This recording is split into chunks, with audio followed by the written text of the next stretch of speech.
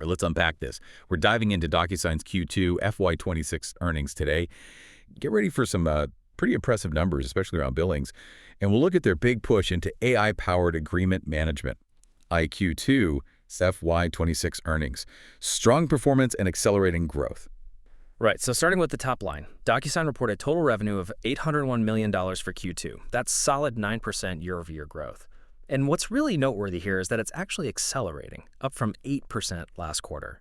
And, for a company like DocuSign, subscription revenue is king, makes up 98% of their total. Seeing that also grow 9% year-over-year, hitting $784 million, that feels like a strong signal.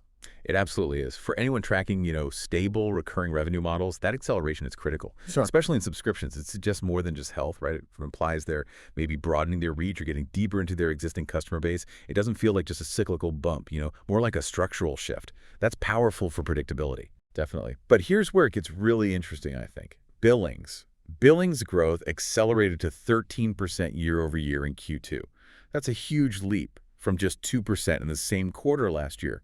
And even the rolling four-quarter billings growth improved to 9%. That really suggests strengthening momentum, wouldn't you say? Oh, absolutely. That jump from 2% to 13%, that's a significant inflection point for, a SaaS company. It suggests they're closing bigger deals or seeing more expansions. Something fundamental is strengthening in sales and demand. It's not just e-signature anymore. But to your earlier point about sustainability, the CFO did mention things like early renewal strength and favorable timing. Right, timing. Yeah, so while the demand is clearly strong, you have to wonder how much of that 13% is sort of pulled forward versus purely new growth. It's a strong number, no doubt, but maybe not a sustainable 13% every single quarter. Some of it's a timing boost. Okay, that makes sense. And speaking of the CFO, Blake Grayson, he actually laid out 3 key factors for that billings beat. First was strength in direct customer demand and better gross retention in e-signature. Plus, strong double-digit growth in CLM contract lifecycle management. Right. Second, that early renewal strength and good timing on deals closing, where customers are expanding contracts early. And third, a slight shift, but an impactful one, towards more annual billing contracts. And digging into those healthier early renewals a bit, the CFO said it's tied to changes they made in sales incentives. They saw more early renewals that actually included expansion, fewer that were just flat or involved, partial churn, which is a great insight, actually. It shows how tweaking internal strategy, like sales comp, directly hits the numbers and customer value. Very disciplined. Interesting connection. Yeah, and it's also worth noting the CFO was pretty upfront about billings varying quarter to quarter. They're even looking at maybe using alternative metrics, which they'll talk more about in Q3. That kind of transparency is good for you as a listener, right? Keeps you in the loop on how they report things going forward. 2, strategic initiatives.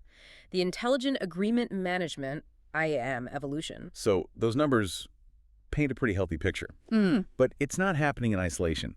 It seems deeply tied to DocuSign's bigger strategic shift.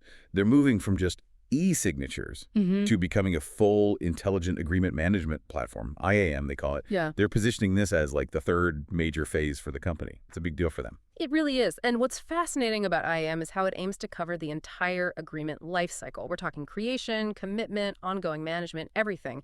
The goal is basically to help companies digitize, centralize, standardize, automate the whole process. This could make them way stickier, harder to replace. It raises the question of how this could unlock value for you in your work. And they're backing it up with new tech. In Q2, they launched several new AI-powered IAM features, like agreement preparation. It automatically spots agreement types, builds templates, suggests fields. That sounds like a time saver. Huge time saver. And reduces errors, ensures compliance, too. Then there's custom extractions in Navigator. Lets customers pull specific info from agreements automatically at scale. Unlocks data trapped in docs. And SEIM for DocuSign. System for cross-domain identity management, which sounds technical, but it's key for big companies. Makes it easy for IT to manage users automatically through things like Okta or Microsoft Entra. Reduces friction. Yeah, and the impact is real. There was a great quote from Victor Bornstein, CEO of JustPoint. They're an AI-native law firm. He said they bought DocuSign's IAM because DocuSign could do a better job with AI for agreements than they could internally. Wow, even an AI company saying that. Exactly. It really underscores the specialized value DocuSign is building here. It's not just hype. It's solving real problems better than even AI-focused firms can do themselves. And the strategy seems to be working. IAM customers made up a bigger slice of deals and bookings in Q2 versus Q1. Plus, when customers move to IAM, they actually use more e-signature. That's good synergy.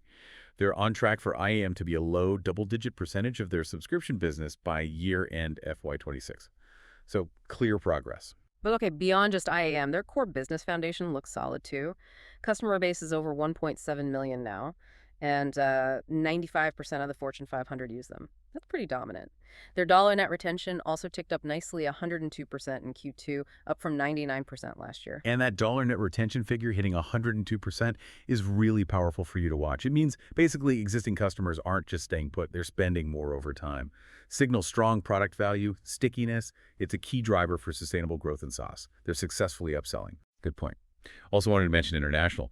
That grew 13% year over year, faster than the company overall. Now makes up 29% of total revenue. And Asia Pacific was the fastest growing region this quarter.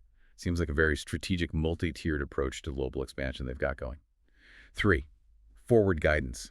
The outlook for Q3 and full fiscal year 2026. Okay, so strong Q2, clear strategy with IAM. What's the outlook? What are they telling us about the future? For Q3 FY26, guidance is for total revenue around $804 to $808 million. That's about 7% year-over-year growth. Billings are guided a bit lower, $785 to $795 million, which is like 5% year-over-year growth. And non-GAAP operating margin expected between 28% and 29%. Yeah, and it's important for you to know that the Q3 billings guidance reflects what they called a renewal timing headwind. It's roughly the same size as the benefit they got from early renewals in Q2. So it balances out. Exactly. It shows those quarterly fluctuations we talked about. Oh. Some of Q2's strength was pulled forward, so Q3 normalizes for that. It's timing, not necessarily a demand slowdown. Got it. And for the full fiscal year 2026, they're projecting total revenue between $3.189 and $3.2081 billion, 7% growth at the midpoint. Full-year billings expected $3.325 to $3.355 billion, also 7% growth. And what's encouraging here is they actually raised both the full-year revenue and billings guidance midpoints. Reflects that Q2 strength. Right. And a couple other points on the full year. They expect foreign currency to be neutral, which simplifies things. And interestingly, they pointed out that if you adjust for those early renewals versus last year, full-year billings growth would actually be about 1 percentage point higher. So that suggests a modest but real acceleration in the underlying business health over last year beyond just timing effects. Okay, that's a helpful adjustment. And margins. They kept the full-year non-GAAP operating margin guide at 28.6% to 29.6%. But it's worth remembering there's still about a 1.5 percentage point headwind they're dealing with. It comes from things like the cloud migration, shifting some roles from equity to cash comp, and comparing against some one-time savings they had last year. That shift to cash comp is interesting, right? It is. Creates a short-term margin pressure, but might offer more predictable pay for employees, potentially reduce future dilution. It's likely a strategic move to attract and keep talent in a tough market, prioritizing people over reported margin in the short term. Outro. So there you have it, our deep dive into DocuSign's Q2. Pretty strong results, right? Accelerating billings, clear progress on the AI-driven IAM strategy, and a raised full-year outlook. Definitely a lot going on. And it really raises a key question for you listening. As more companies adopt these kinds of comprehensive AI-powered agreement platforms like DocuSign's IAM, what impact do you think that will have on traditional workflows? Where do you see the biggest potential for transformation and how agreements get done, created, committed, managed in your own field? This is something to think about.